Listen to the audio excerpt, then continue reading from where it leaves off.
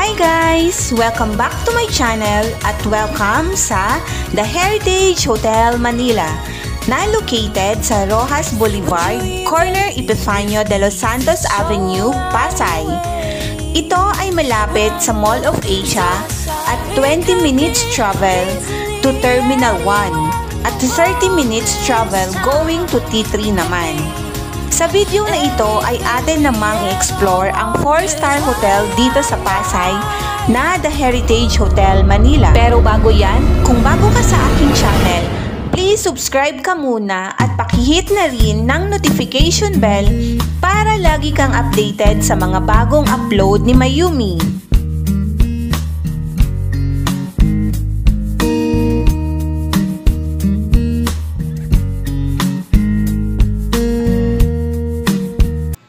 Eto na nga guys ang view ng kagandahan sa labas ng The Heritage Hotel Manila.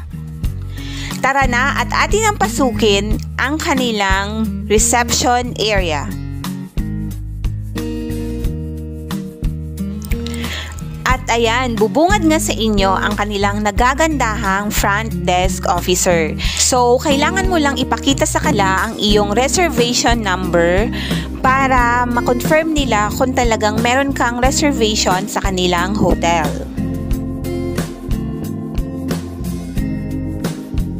After nyan, meron silang ibibigay na form at kailangan mo lang siyang fill upan ng iyong pangalan, yung mga kasama mo, ilan kayong mag-i-stay, yung email address para mabigay na sa iyo yung iyong room number.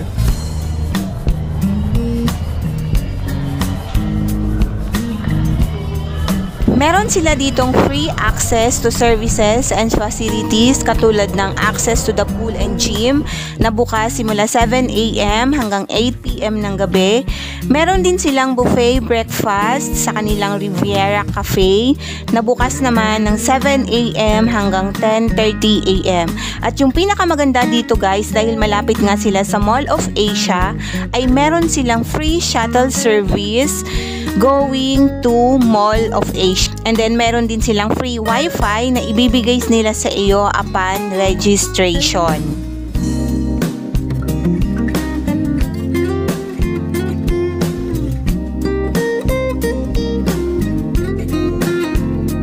So dito ay hinahanap na namin ang aming designated room. So hindi siya masyadong nakakalito no, katulad sa ibang mga hotels kasi mahaba yung kanilang hallway. Pero dito sa Heritage Hotel Manila, madali mo lang siyang hanapin dahil hindi ganon kadami yung mga pasikot-sikot at hindi ganon masyadong kahaba ang kanilang hallway. Or maybe kasi dito sa room na ibinigay sa amin ay malapit siya sa elevator at napakadali lang hanapin dahil paglabas mo ng elevator, 'di ba, makikita mo kaagad yung room kung saan ka dapat pumunta.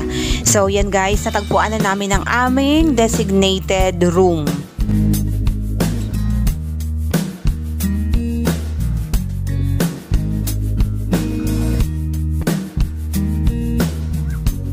Para ma-access mo yung room ay syempre kailangan mo yung keycard. And I guess sa ganyan ay pare-pareho lahat yung mga hotels.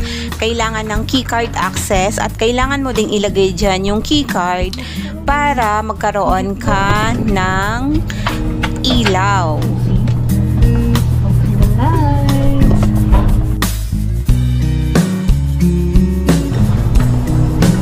Yan, eto na guys ang kanilang superior room twin beds.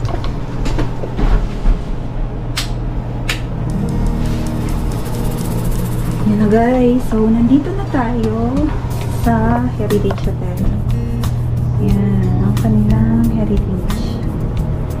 Yan, nandiyan na siya. First bed, and then second bed. So, maganda siya, no? Tapos, meron pa siyang table. Meron pa siyang table dito. Tapos, dalawang upuan. Oy guys, by the way, may news ako. Top 10 ako doon sa akin. Tapos, yan yung kanilang TV.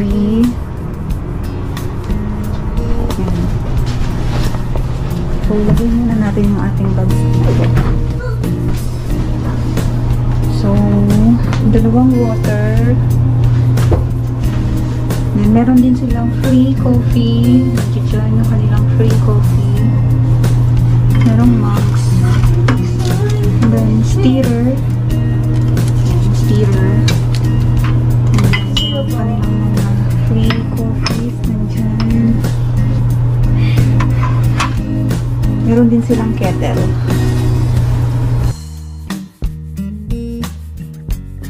Electric kettle.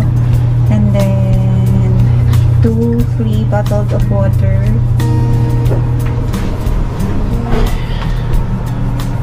Tapos, meron din silang flat iron and ironing board. Nasaan kaya yan? Kasi kailangan ko din naman lunch eh. Tapos, ito yung kanilang cabinet. So, yun ang mga sabitan ng gamit. Yan. Tapos, ito naman yung kanilang vault or safe box. Yan. It's actually not a safe box. It's safe or a vault. O diba guys, kinorek pa niya ako. Meron din silang 2 pairs of slippers. At meron din silang free mini ref.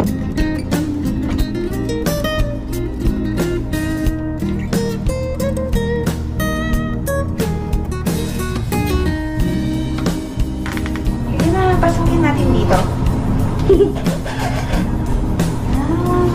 Wow, social. So, dito meron silang bathtub at syempre meron ding shower.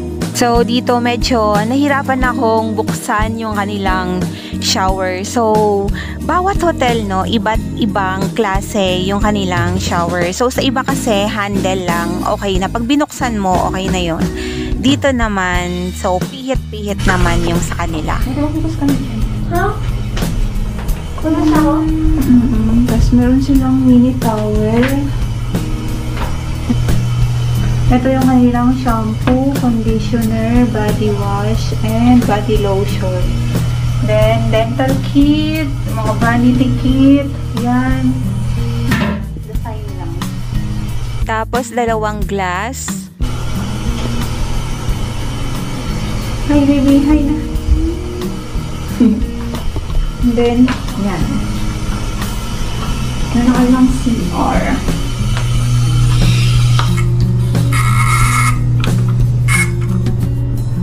Off pala yun. And then, 2 towel. Meron din silang 2 towel dyan.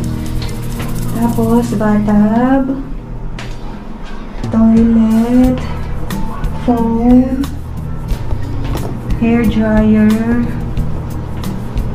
Yan na.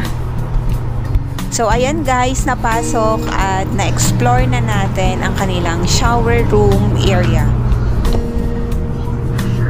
So, anong laman dito? And then, ang maganda dito dahil ay overlooking yung labas. Maganda yung binigay sa amin na room or siguro yung binook namin na room dahil meron kaming city lights view. So, medyo nakaka-relax yung view kapag gabi kasi kita mo yung city lights view.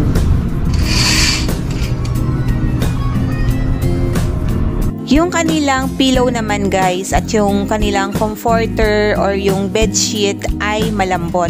Yun yung pagkakaiba niya kapag 3-star hotel. Kasi kapag sa 3-star, medyo hindi ganon kalambot yung kanilang pillow at yung kanilang comforter.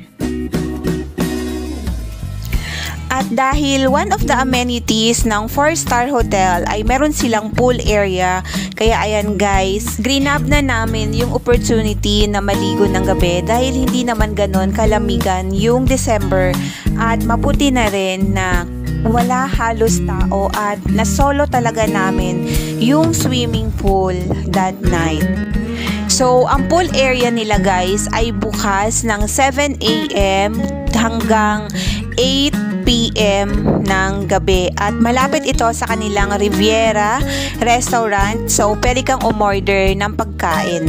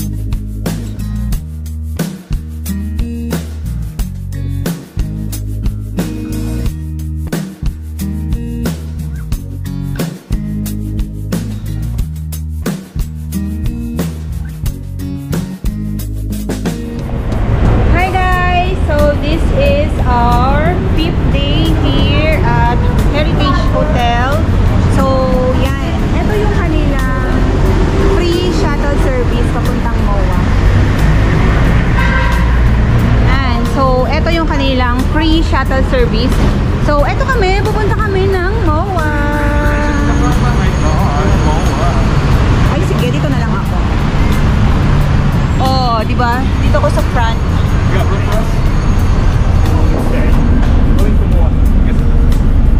Ah, di ba? Cutie ni Kuya Driver.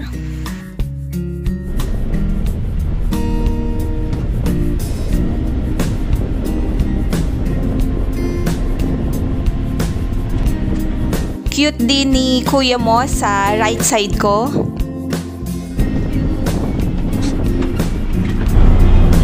Thank you. Maraming salamat. Ayan guys, so yung capacity ng kanilang van ay 12 packs at meron kaming mga nakasabay na mga foreigner papunta rin ng MOA. At syempre, shout out kay Kuya mong Cutie at kay ate girl na kanyang kasama. Shout out! Thank you. Kuya, salamat. See ya mamaya. So, ayan lang guys. Sana nagkaroon lang kayo ng idea sa mga services and amenities offered ng 4-star hotel na The Heritage Hotel Manila. And please tune in guys kasi for my next video, yung kanilang pool area naman ang pupuntahan at explore natin.